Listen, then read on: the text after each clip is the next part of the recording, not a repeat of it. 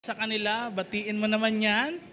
Amen. Welcome to church. Welcome nyo naman sila. Lalo na kung meron silang tag ng VIP. Welcome po sa Radiance of God's Glory Global Harvest Church. And ako po pala si Pastor Jace. Isa po ako sa mga pastors ng ating Radiance of God's Glory Main Church dito sa Sampaloc, Manila. Pwede bang batiin mo ulit yung katabi mo? Good afternoon. Yan. Welcome sa Radiance family. Yan. And welcome din sa mga online natin na kasama dyan sa Facebook. No? Kaway-kaway naman dyan. Pwede bang kaway naman kayo lahat? Sa mga natin, nasa online, kawayan nyo. Meron tayong camera dyan, tsaka dyan sa balcony. Welcome po lahat sa church. And perhaps excited na tayo sa panibagong buwan na to dahil meron tayong bagong series and ito po yung Revival is Here. Can we all say those words? 1, 2, 3, go! Revival is here.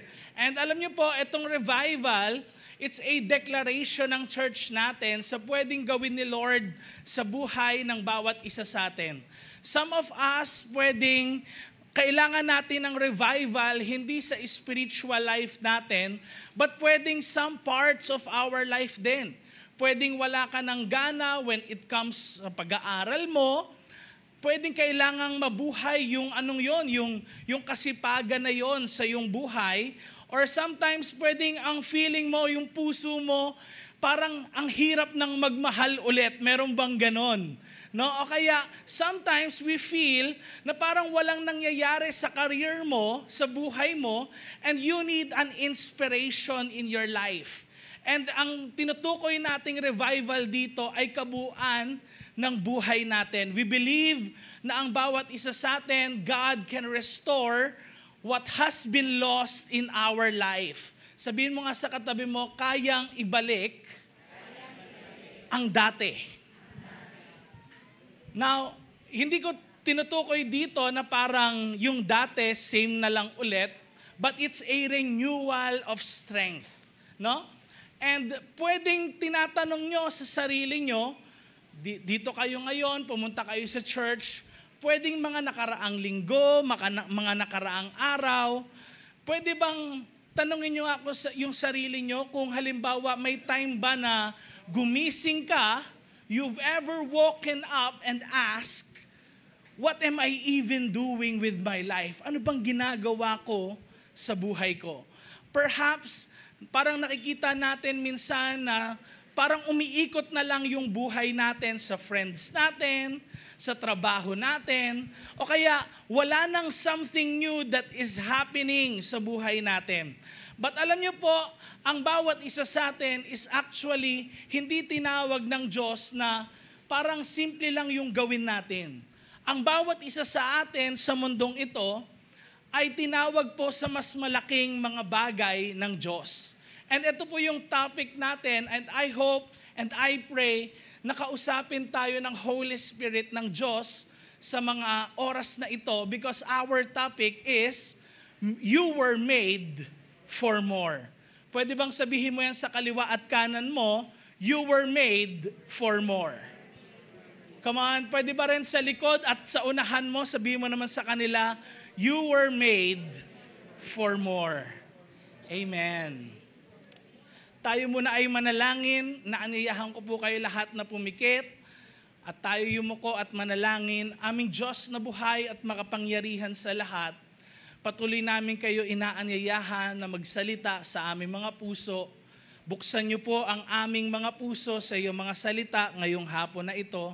And dalangin ko, Lord, kung ano man yung mga needs ng bawat isa sa kanila, ay katagpuin mo po aming Diyos Ama. In Jesus' name, tayo magsabi ng Amen and Amen. Alam niyo po, ang bawat isa sa atin sa lugar na ito, hindi po ako naniniwala sa mga aksidente lang ang mga bagay na nangyayari sa atin katulad ng nangyayari sa araw na ito. Ang buhay po ng bawat isa sa atin ay hindi po aksidente. Hindi ka naligaw, nilalang ka ng Diyos para sa isang layunin. And I believe na may intention si Lord sa buhay ng bawat isa sa atin, kaya tayo ang nabuhay, at kaya rin nasa lugar ka ngayon ng church na ito. Perhaps you were invited and this is your first time. Meron ba akong makakausap na first timer ngayon? Pwede bang palakpakan naman natin yung mga first timer natin? Yan. Welcome to church. Alam niyo po, hindi kayo aksidente that you are here, and gusto namin kayo makilala mamaya. But gusto ko sabihin sa bawat isa sa inyo na ang buhay din natin ay hindi po talaga aksidente. Alam niyo po, sa panahon ng revival kung saan gusto ng Diyos na talagang magkaroon ng pagbabago sa buhay natin, yung dating patay, yung dating mga nanghihina sa part ng ating life, ay talagang magkaroon ng pagbabago. And alam niyo po, pinapaalala ng Diyos kung bakit ba tayo nilikha niya. Kung nafe-feel mo na wala kang pag-asa sa buhay mo, sinasabi ng Diyos sa bawat isa sa atin na ang buhay natin ay merong layunin at hindi pa tapos ang Diyos sa buhay natin. Alam niyo po, ang success sa buhay ng bawat isa ay hindi po talaga nagsasatisfy sa ating mga buhay kung wala po itong kadahilanan. Lagi maririnig natin kahit ang mga taong mga mayayaman o kaya marami nang na-achieve sa buhay nila, nagsasabi na ang mga success nila sa buhay ay baliwala naman talaga kung wala talaga ring purpose. Sabihin nga natin, purpose. Kasi ang purpose, merong kadahilanan, ibig sabihin. Ano? At lahat ng bagay sa mundong ito, kapag walang purpose, walang saysay. Lahat ng meron sa mundong ginagalawan natin ay may purpose. Ang silya na inuupuan mo ay may purpose. Ano yon? Para upuan. Ang handkerchief na ito ay may purpose para punasan ng pawis. Ang damit mo may purpose. Lahat ng bagay merong purpose. Actually nga, kahit tignan pa natin sa mga hayop din na nabubuhay dito sa lupa, lahat merong purpose. Sino sa inyo nakatikim na ng honey? Honey, alam niyo yon? Okay? Yung napoproduce ng mga bees, alam niyo ba kapag pala na-wipe out ang bees sa buong mundo, ang 7 billion bees sa buong mundo, pwede pong mamatay din ang bawat isa sa atin. Bakit? Maraming mga hayop ang nagre-rely na makakain din sila sa mga bees na iyon. Kaya kung makikita natin, ang buhay na walang purpose, ang isang bagay na walang purpose, walang kwenta. Tingnan na lang ho natin, kahit nga yan marumi o dumi, may purpose yan. Alam niyo ba yun? Hindi lang natin nare-realize, hindi kikita ang mga kumpanya kung walang dumi. Kaya rin kailangan ng alikabok sa bahay dahil walang mabibenta na, walang mabibenta na walis, walang mabibenta kung mayaman-yaman ka, walang mabibenta na vacuum cleaner, tama? At saka kung wala ring lilinisin sa bahay, ano mangyayari? Tatamarin ka lang lagi. Wala kang gagawin, wala kang lilinisin Hindi ka mapagpapawisan. Lahat ng bagay, pag tinignan natin, kahit parang feeling natin masama yan, meron laging purpose. Sabihin nga natin, once more, purpose. Pwede bang yung merong passion, yung merong dedication? Come on, 1, 2, 3, go. Purpose. Ang purpose ng bawat isa sa atin ay kailangan nating malaman. At malalaman po natin yan through our Creator. Sa isang bagay na nilikha, malalaman mo ang purpose talaga ng isang bagay doon mismo sa lumikha ng bagay na yon. Hindi pwedeng ibang tao yung magsabi kung anong purpose ng isang bagay. Not unless yung Creator mismo yung magsabi kung para saan yun. Do you get my point? At alam niyo po, ang bawat isa sa atin, whether we like it or not, our purpose in life is to honor God. And pangalawa po, make Him known. Pwede bang sabihin natin ulit, honor God, make Him known. Now, ang Diyos, irespeto natin, mahalin natin, at ganoon din naman, ipakilala rin siya sa buong mundo. Alam niyo po, ang buhay natin ay hindi lang limited sa pagkakaroon ng asawa at anak, sa pag-aaral, sa pagkakaroon ng trabaho, sa pag-achieve ng mga medals, awards, or anumang mga achievements natin sa buhay, pagkita ng pera. Kung ang buhay ay para lang doon, napakaliit naman ng buhay natin at parang walang bigger purpose ang buhay natin. Kung makasarili lang lagi ang purpose ng buhay natin at hindi pang buong mundo, parang napakaliit ng buhay natin. Alam niyo po, ang bawat isa sa atin, alam natin deep inside that we are made for more. And today, we will discuss 3 things. Pakita natin, next slide.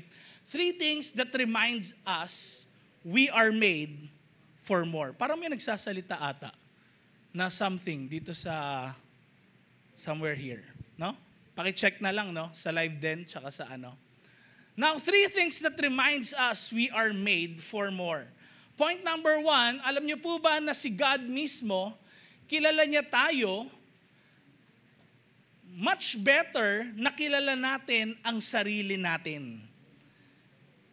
Pwede bang sabihin mo nga, God knows me. Kilala tayo ng Diyos kesa sa kilala natin talaga ang sarili natin. In the Bible, alam niyo po, napakaraming mga tao na kung saan tinatawag ni Lord sa iba't ibang mga kaparaanan, and makikita natin na ang bawat tao talaga, sometimes, kinakausap ng Diyos, kaya lang, hindi lang natin siya gustong pakinggan sa buhay natin. One person in the Bible na kung saan pinakita ng Diyos na kilala talaga siya, ay walang iba po kung hindi ang taong nagngangalang Jeremiah. Pwede ba nating sabihin Jeremiah? Si Jeremiah po ay sa Bible, tinatawag siya na umiiyak na prophet or weeping prophet. Kasi napakagrabe ho yung nangyari sa buhay niya. At alam niyo po, nakita niya yung destruction ng bansa niya. Imagine, bilang isang tao na kinausap ng Diyos na kung saan sabi niya sa'yo, sabihin mo sa mga tao na tumalikod sa mga kasalanan nila, wag na nilang gawin yung mga masasamang bagay. At alam niyo po, hindi sumunod sa kanya yung mga tao at nakita niya yung mga kapitbahay niya, mahal niya sa buhay, talagang sila po ay dinadakip tapos dinadala sa ibang lugar, malalayong lugar. Yung iba po talagang pinapatay, pinaparusahan. And just imagine yung pain ni Jeremiah na kung saan talaga pong, alam niyo yun, yung parang gagawin mo yung best kung alam mo yung isang tao mapapariwara sa buhay niya the next day, the next month, the next year. Hindi ba minsan i-urge mo siya na, please, wag mo nang gawin yan. Please, ganito yung ano mo, yung gawin mo. And kahit anong pilit mo, sometimes yung mga tao sa paligid natin, ayaw naman talaga nilang magbago. Kung kaya si Jeremiah po ay tinawag sa Bible na weeping prophet. Can we say that word again? Jeremiah. Now si Jeremiah po ay tinawag ng Diyos sa Jeremiah chapter 1, verse 5. Ang sabi ni Lord kay Jeremiah, kilala na kita nung pinaglilihi ka pa lang ng nanay mo. Pinili na kita bago ka pa ipanganak. In some way or form, ang bawat isa po sa atin ay kilala ng Diyos. We may not know it, pero ang bawat isa sa atin ay kilala ng Diyos kahit hindi natin siya kilala. And the Lord has chosen each one of us for a specific purpose. Alam niyo po, ang sabi ni Lord kay Jeremiah, in-appoint na kita para maging prophet sa mga bansa. Ang prophet po, by the way, ay isang mensahero ng Diyos. Now, hindi po tinutukoy dito na ang bawat isa sa atin ay prophet, but in a way na merong pagkakatawag ang Diyos na specific sa buhay ng bawat isa sa atin. Kung halimbawa ikaw ay doctor, engineer, the Lord wants you na makatulong din sa mga tao sa paligid mo. Hindi lahat sa atin tinawag katulad ni Jeremiah na maging prophet, but in a way na kung saan we can honor God and make Him known. Yun yung purpose natin. Muli, ano yung purpose natin? Honor God and make Him known. Once more, 1, 2, 3, go. Honor God and make Him known. Yung mas malakas, come on, 1, 2, 3, go. Honor God and make Him known.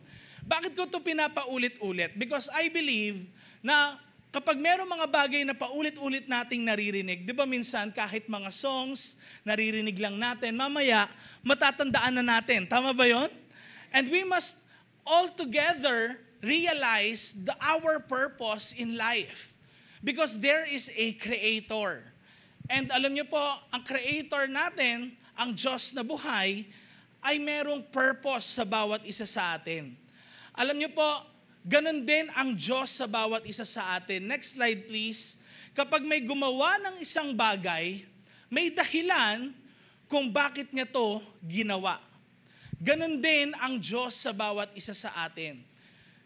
Ang bawat isa sa atin ay finorm ni Lord sa tiyan ng ating mga magulang. We are not an accident.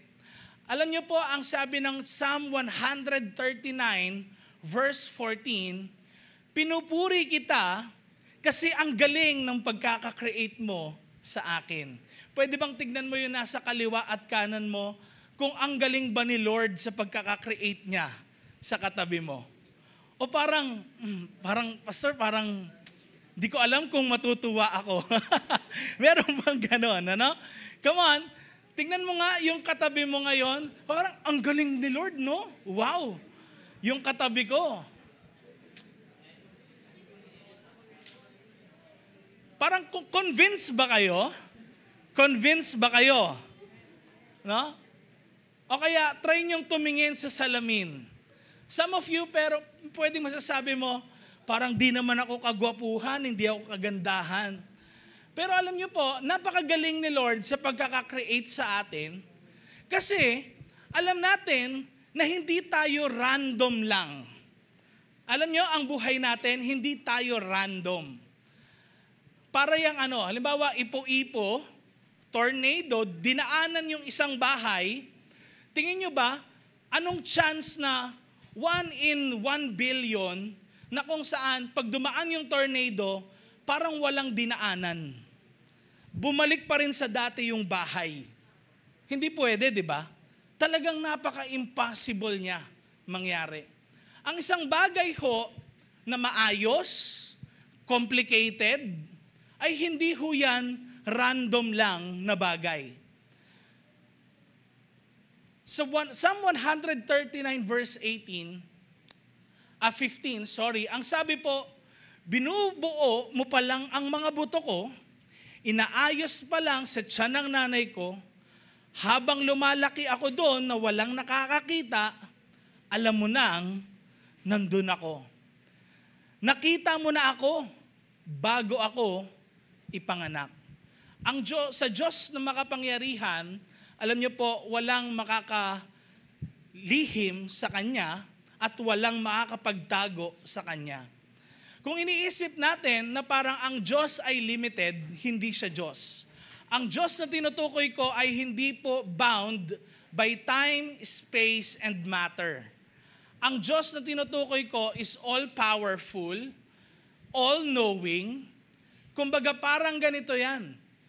Kung sa computer, di ba alam natin na may software ang computer? Sino dito may mga computer sa bahay? Ang creator ng computer ba ay nasa loob ng computer? Wala, nasa labas. Napaka-complicated ng computer at syempre, ang gumawa hindi na nababound sa loob ng computer kundi nasa labas, pero kaya niyang kumpunihin ang mga nasa loob ng computer.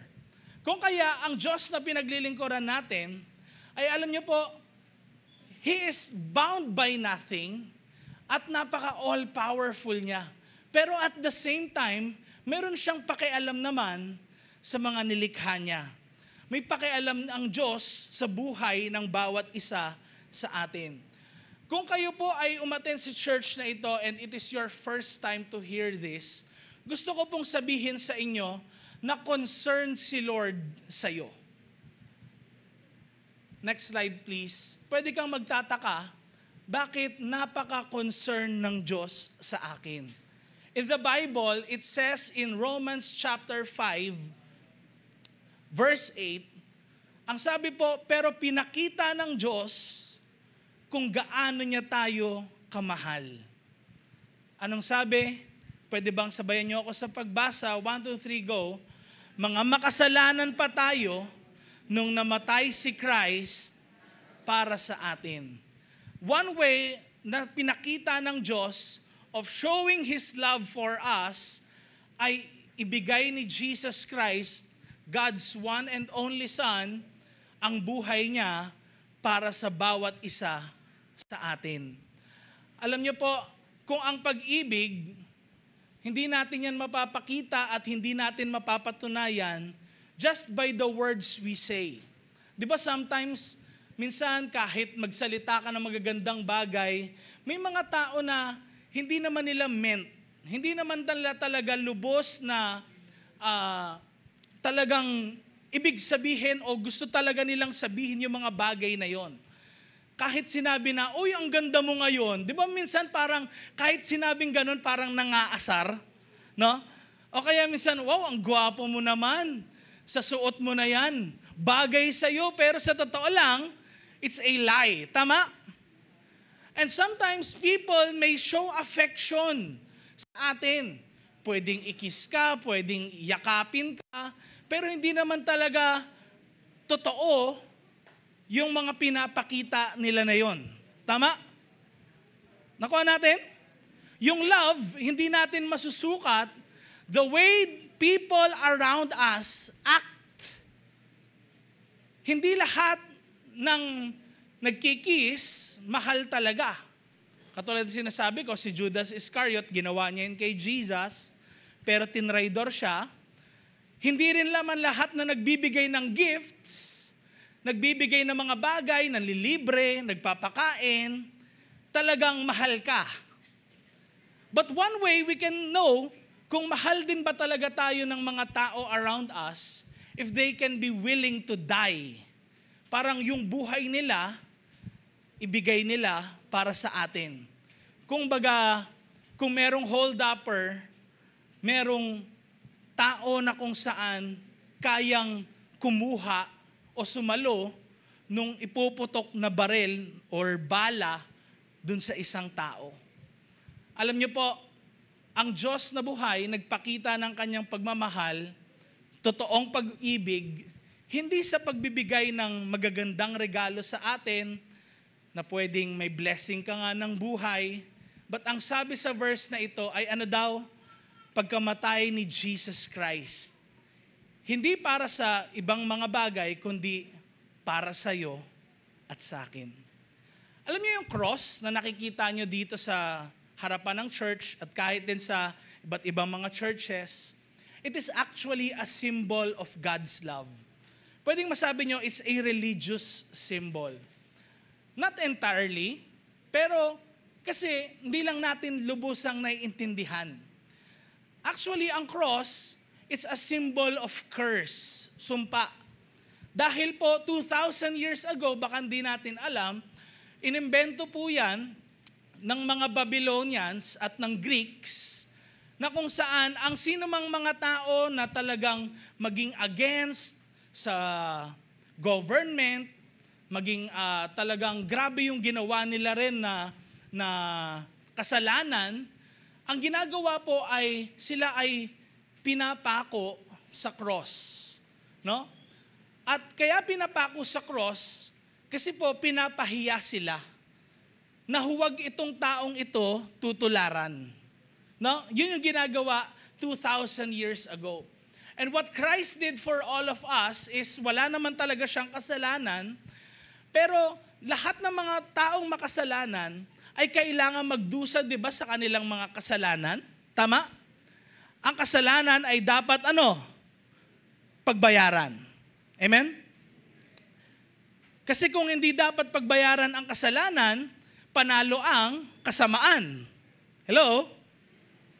Kaya alam natin yun, deep inside our hearts, ayaw nating gumawa ng mali. Dahil bakit? We know, sometime in our life, pwedeng bumalik sa atin yung mga masamang ginawa din natin. But you know what? Si Christ, ang ginawa niya is, hinayaan niyang mamatay siya sa cross para ipakita yung pag-ibig niya sa bawat isa sa atin. Tayo dapat yung pwedeng makaranas ng kahirapan, pero si Jesus Christ, siya yung kumuha noon sa bawat isa sa atin. Pinakita niya ang pag-ibig niya saan? Sa cross. Ang symbol ng sumpa, ang symbol ng shame, dahil lahat ho ng pinapako sa cross, huwag niyo pong isipin na merong saplot, wala po yun. Nakikita ng mga taong dadaan, tapos nakalagay sa taas yung pangalan nila, at sinasabi ring wag tularan. So just imagine that shame. Pero si Jesus Christ took that pain para sa iyo at sa akin. Hindi dahil sa trip niya lang, but because He loves you and me. Can you say the person next to you, mahal ka ng Diyos? Next slide please. Kung hindi kayo naniniwala kay God and you came to church, pwedeng may mga doubts tayo. Tignan na lang natin ang isang cellphone. Ang mga cellphones natin, meron ba kayong cellphones dyan? Pwede ba labas nyo nga? Sige, taas nyo nga cellphones nyo. Yan. Lahat may cellphone dito, halos Alam nyo yung iPhone, kasi luma na yung iPhone na yan iPhone 11 ata yan or yung SE. Ang sabi noon, yung iPhone na yan ay 12 megapixels yung camera. No? Tayo siguro, magpipicture tayo minsan, ang sabi is, ang 12 megapixel na camera, meron daw gumawa, merong creator niyan. But some people, hindi nila nare-realize yung mata natin. Pwede bang titigan mo yung mata ng nasa kaliwa at kanan mo sa mga oras na ito? Tignan mo nga, come on. Yung mata niyan. Okay, alam nyo ba yung mata pala natin, sabi ng mga nag-aaral dyan, ay somewhat similar or maihahalin tulad sa isang camera na kung saan meron siyang 576 megapixels. So napakalinaw, talagang kitang-kita yung details. But you know what? Kung sometimes, minsan hindi tayo naniniwala siguro na may Diyos, tignan na lang natin ang creation sa paligid. Tignan mo na lang din ang sarili mo. Napakaraming parts, di ba, ng ice. Napaka-complicated. Tayo nga inaaral natin yan probably simula grade 1 hanggang sa maging senior high, hanggang sa mag-college, Next slide. But some of us may not believe. Tingin natin, walang creator ng tao. Ano lang tayo? Space dust. Pero iniisip natin ang cellphone na isang complicated thing, merong creator. So ibig sabihin, makikita natin na parang merong merong irony. Dahil bakit? Hindi pwedeng ang isang complicated thing, walang creator. Hindi pwedeng halimbawa ang isang engine, madidiscover na lang natin bigla. Wala pang nangyayaring ganon. Kaya merong kaayusan dahil merong nag-ayos. Hello? Hello? Kaya tingnan na lang natin bakit nagiging maayos ang isang lugar? Kasi merong nag-arrange, may nag-ayos, merong lumikha. And the most logical thing to think is that everything, kung nakikita natin paligid natin, may kaayusan, is that meron talagang nag-create sa bawat isa sa atin at sa lahat ng bagay dito sa mundo.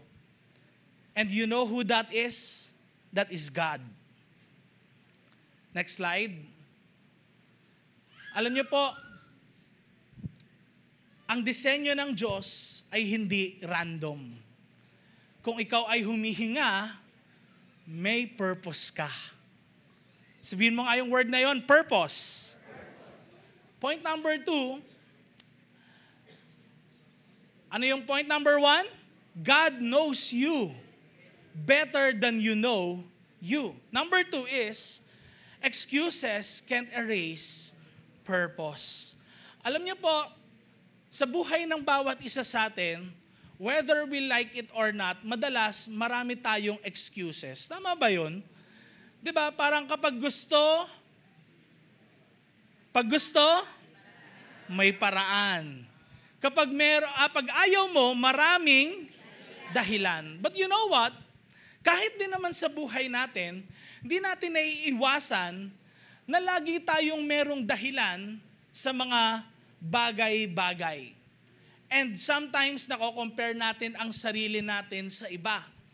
Sometimes, pagtingin natin sa social media, pag-scroll natin, makikita mo yung mga kaibigan mo nung college, nung high school, meron silang mga sasakyan, yung iba ibang bansa, napunta sa mga magagandang trabaho, tapos minsan nakikita mo sarili mo, ano nga yung career ko ngayon, Kamusta na kaya?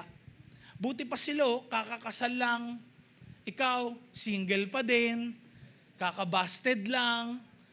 Sometimes, nafe-feel mo, you're down, below, Sometimes may ganun tayong nafe-feel. Pero alam niyo po, sa harapan ng Diyos,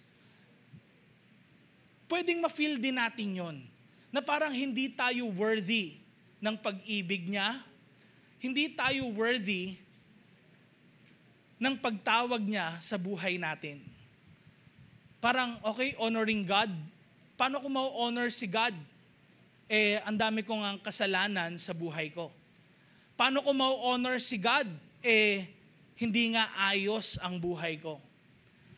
Alam niyo po, lahat ng pumupunta sa church, kasama kami, whether we like it or not, alam niyo po, lahat naman tayo hindi perfect.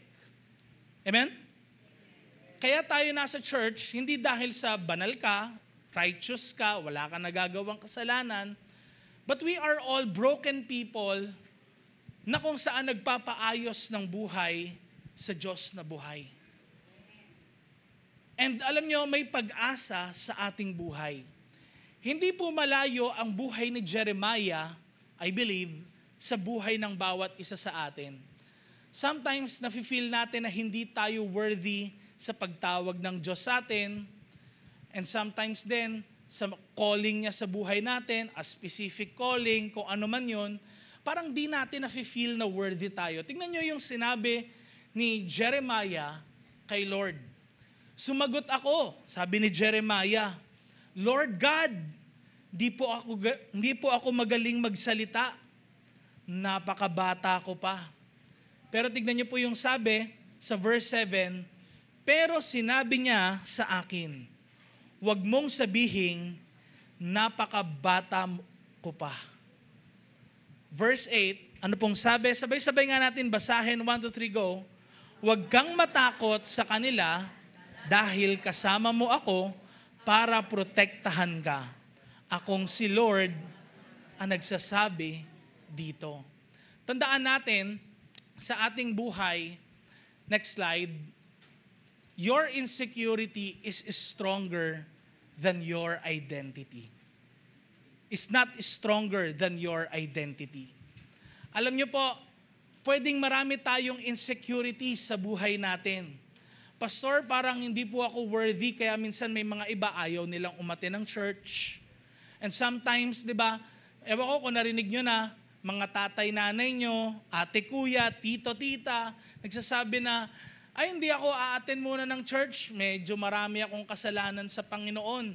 Ay, minsan lang ako a-attend para magbawas ng kasalanan. Sometimes kasi kaya lang din ayaw natin umattend ng church, parang nafe-feel natin na hindi tayo worthy. Pero ang tanong ko nga, sino ba talaga ang karapat-dapat? Lahat naman talaga tayo ay merong faults, merong mistakes. But if you'll just read the Bible, yung mga tinawag ng Diyos, yung mga Bible characters din na nandoon, hindi naman talaga sila mga perfect individuals.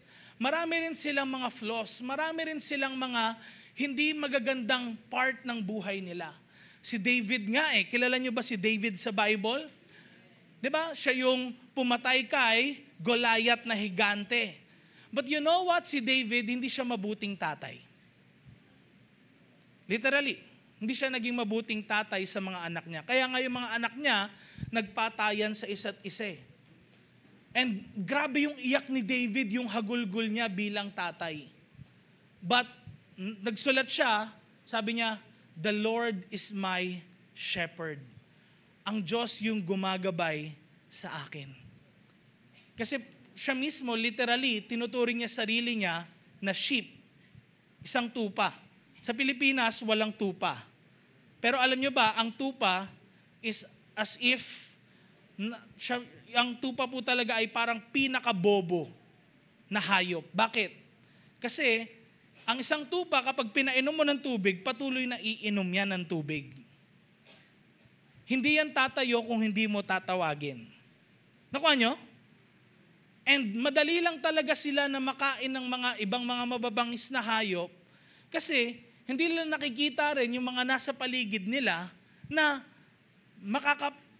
makakapatay sa kanila. Kaya kailangan lagi ng shepherd. So parang sinabi ni David na ako yung pinakabobo.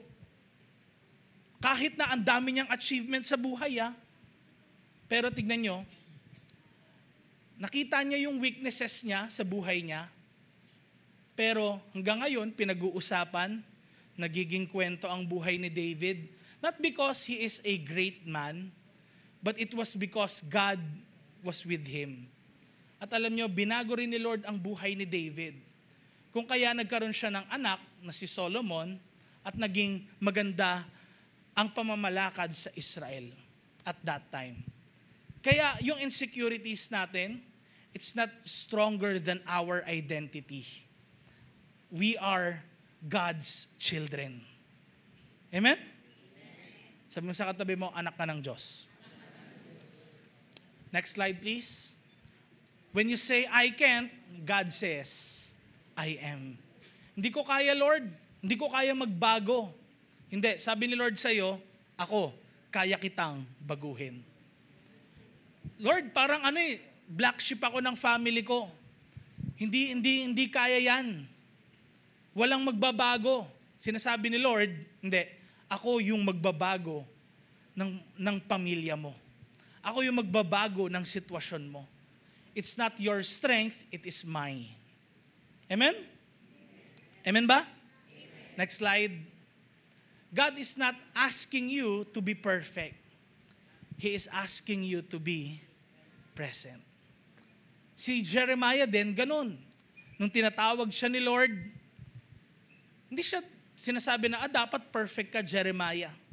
Kailangan, magaling ka. Kailangan, pagsasalita mo, perfect.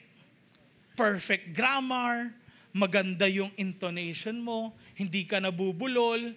Kailangan, hindi ka bata. Hindi sinabi ni Lord yon. Anong gusto ni Lord? He wants you to be present. Na ano yun? Nandiyan ka. You are willing to learn. Kahit na marami kang faults, marami kang mistakes, but you always show up. Alam niyo ba yun? Kahit sa klase natin, di ba nangyayari sa atin, ewan ko kung naranasan nyo rin yon, na yung iba siguro dito, pinasa ka ng teacher mo. O nga, marami kang bagsak sa exams, pero pumasa ka dahil bakit? Pwedeng lagi kang present. It's actually God's grace. Biyaya ng Diyos. Kaya tingnan nyo na lang sarili nyo, no? Just be present. O nga, sasabihin mo, parang di po ako worthy na umattend sa church. Pastor, kuya, leader. But know this, na si Lord hindi naman after na kailangan perfect ka. Ang gusto ni Lord, nandiyan ka. Amen? Next slide. God doesn't call the qualified, He qualifies the called. Basta tinawag ka ng Diyos sa isang bagay na yon. Sabi nga sa 1 Corinthians chapter 1, basahin natin sabay-sabay, 1, 2, 3, go. Pinili ng Diyos ang tinuturing ng mundo na walang kwenta para ipahiya ang marunong at pinili niya ang mahina para ipahiya ang malakas. Ewan ko po kung alam niyo yon, na kung saan meron sa Twitter or sa X, na kung saan tinagurian na pinakamataas na IQ sa buong mundo ngayon. And he actually testified that he believes in Jesus. Pwedeng makikita nga natin ang isang tao na kung saan who will just believe in random Christianity o kaya religion, parang mga hindi nag-iisip for some.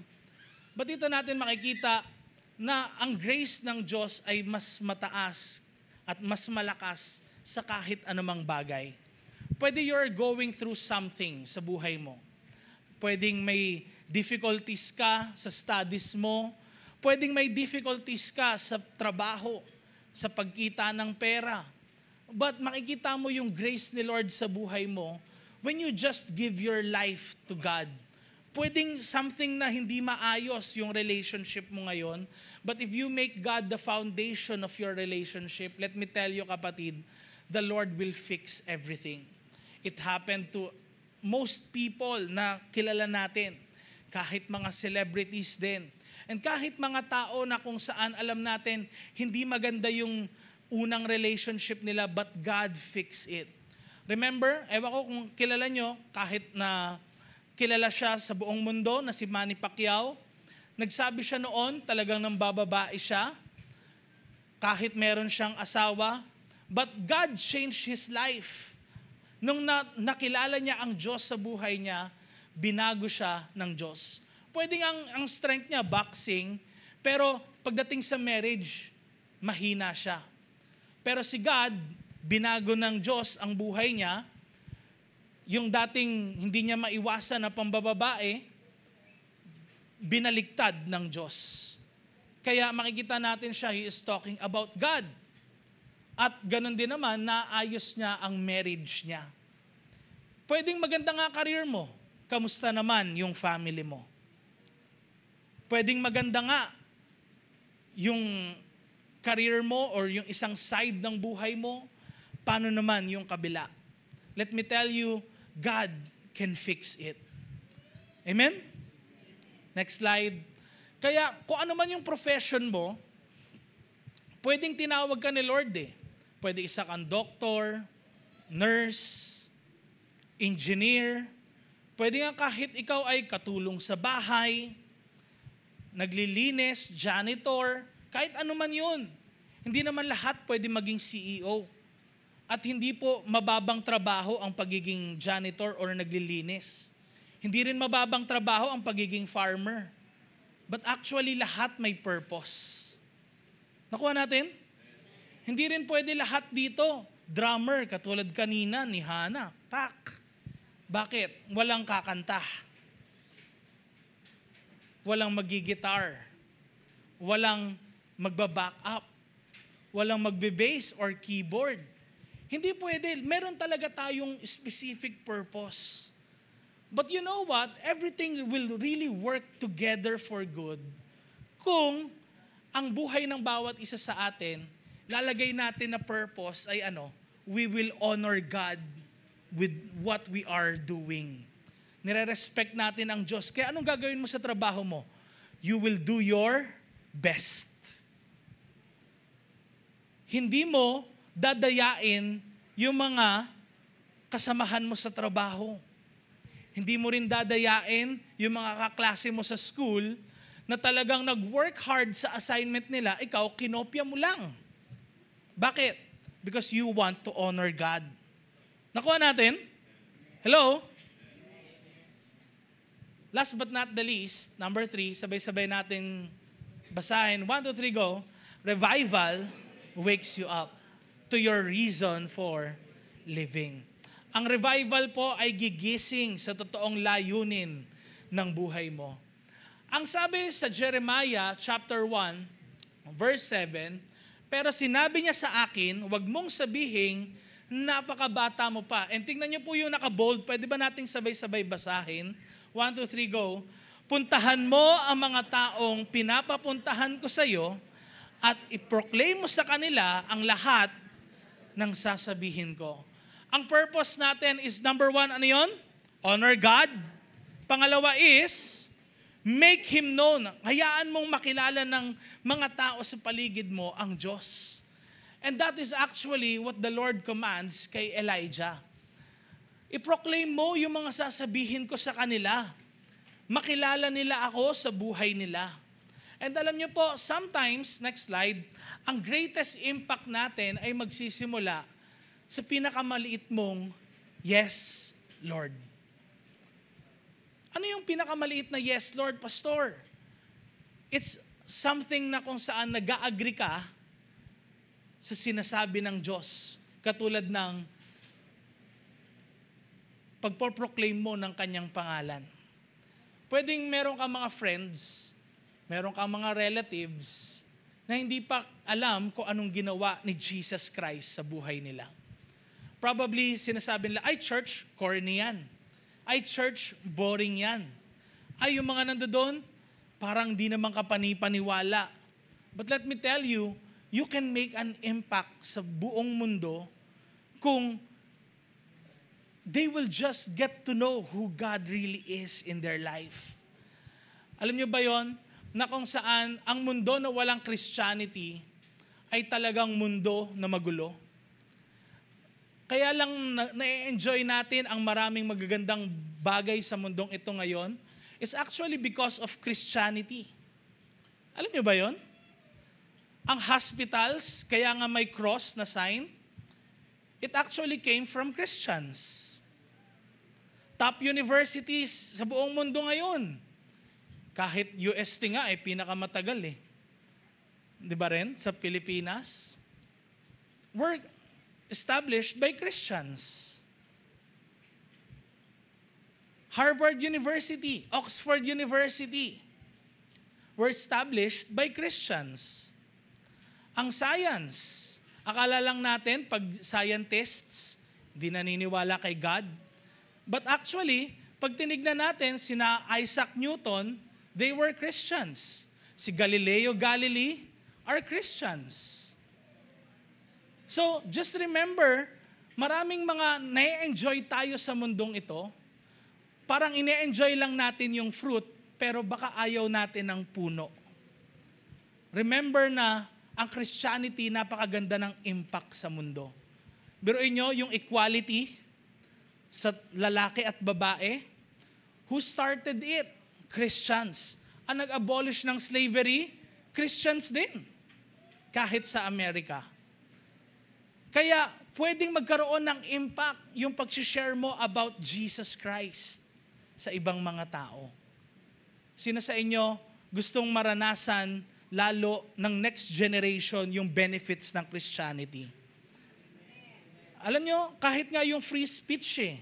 Di ba sa Pilipinas, kahit magsabi ka ng di magaganda sa government, makukulong ka ba? Hindi. Gawin mo yan sa China. Kulong ka. Kahit gaano ka pa kayaman, katulad ni Jack Ma. Next slide.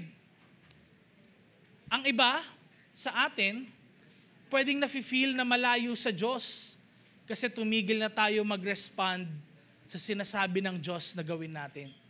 Probably sinasabihan ka ni Lord na mag-share ka sa family mo, sa friends mo, o kaya pakilala mo si Jesus sa mga taong hindi pa talaga siya kilala sa kanilang buhay. Pwedeng nafe-feel mo na malayo ka kay Lord kasi hindi ka naman lumalapit sa Kanya. Alam nyo, ang Diyos hindi naman siya lumalayo sa atin eh.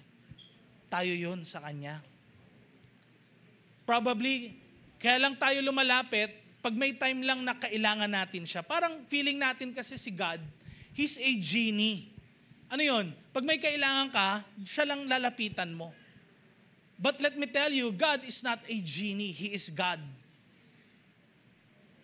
Hello? He is God. Ibig sabihin, hindi kanya kailangan sa buhay niya.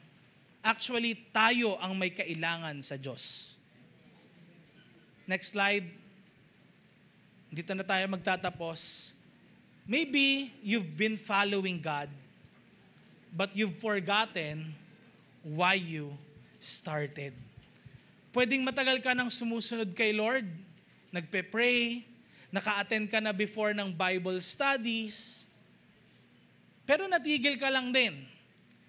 Pwedeng ino-honor mo si God sa buhay mo. Pero ngayon, hindi na tulad ng dati.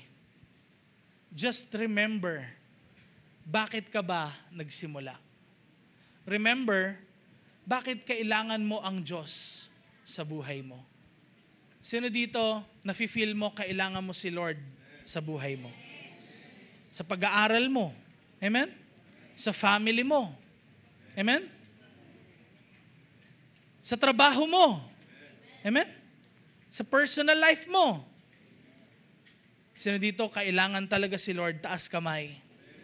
Let me pray for you. Pwede ba kayong pumikit as you lift up your hands ngayong hapon na ito? Panginoon, we believe na kailangan ka ng bawat isa sa amin sa lugar na ito. And Lord, dalangin namin lahat ng bawat isang nakataas na kamay ngayon. Lord, alam niyo po yung pangangailangan nila sa kanilang buhay. Lord, probably nangailangan sila ng opportunity sa kanilang trabaho. Kailangan, Lord, yung relationship nila maayos, magkaroon ng foundation. Dalangin namin, Lord, kumilos ka sa mga areas na yan ng buhay nila. Probably, Lord, sa pag-aaral nila, kailangan nila ng inspiration. And pwedeng nawala na yon sa buhay nila, kaya ngayon, easy na lang sila, pinapagalitan sila ng parents nila, wala silang ginagawa. Lord, I pray ma-revive yung kanilang pagkakaroon ng gana sa pag-aaral. And probably, Lord, may iba sa kanila dito, walang interest talaga to get to know you. But today, Lord, nakilala nila yung ginawa mo para sa kanila. You died on the cross for our sins. At Lord, salamat dahil mula sa ngayong araw na ito, we believe na kinakausap niyo po yung puso ng bawat isa sa kanila. Na hindi normal lang ang nais mo sa kanilang buhay, but you are calling us for more. Tulungan niyo po ang bawat isa sa amin, Lord, ma-honor ka namin sa aming buhay at makilala ka ng ibang mga tao because that is our purpose. Lord, kung meron mang nangailangan ng kagalingan sa mga oras na ito, sa kanilang mga sakit at karamdaman, Holy Spirit, heal by your power. We allow you, Lord, na kumilos sa buhay ng bawat isa sa kanila. Probably, Lord, merong mga hindi magagandang relationship between their family members. Lord, dalangin namin mula sa araw na ito magkaroon ng kapayapaan sa kanilang family. Magkaroon, Panginoon, ng restoration. Magkaroon, Panginoon, ng pagpapatawaran sa isa't isa. At higit sa lahat, Lord, mag-umapaw ang pag-ibig mo sa kanilang buhay. Lord, we bless you this afternoon. We give to you all the glory, honor, and praises. In the name of Jesus Christ, our Lord. Can we all say, come on, can we give Jesus the best clap of praise? Amen. And gusto nating anyayahan po sa unahan yung mga